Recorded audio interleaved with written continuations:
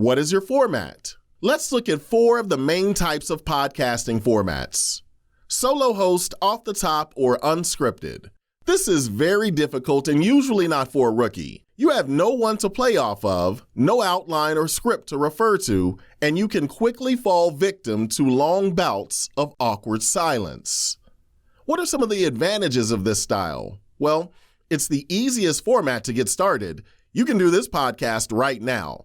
Let's say you have a daily rant podcast where you talk about something that you dislike. I think we all know someone who could be really good at this because they seem to complain about everything all the time. If this is you, then congrats, you found your podcast format. You could do the scripted solo host format. This is how I usually do it, though I like to employ a number of different styles in my podcast. Typically, I prefer the solo host scripted format. If you like to write or don't mind writing, this can be a great way for you to get your message across. The problem that you can run into is that it can tend to sound too robotic, too scripted, and possibly not genuine. But if you work on your voice acting skills, you can learn to read these scripts in a conversational way. There is also a hybrid format where you can not necessarily script your entire podcast, but you could write an outline for your entire podcast. Most podcasters at a minimum will use an outline. An outline can help get you back on track, focus your thoughts, and help you remember your key points. Next, we have the off-the-top interview or unscripted interview. This is much easier than the solo unscripted podcast. But to be successful, I think that at a minimum, you should at least have an outline and be organized with what you are going to ask your guest. Let's say you have a local foodie podcast where you are interviewing local restaurants that you consider local gems. You can write a simple outline like this: podcast introduction, guest introduction, interview topics. Tell the folks out there a little bit about yourself. How did you decide to have this restaurant? What are you most known for?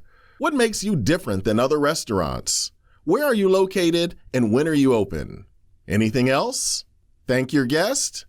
Podcast outro. It's good to give your proposed outline to your guest beforehand to help them feel at ease, and it also lets them prepare their responses. It's not necessary to hit every question, but it is good to have something to refer to while going through the process. This will allow you to have a smoother, more professional sounding podcast. The scripted interview.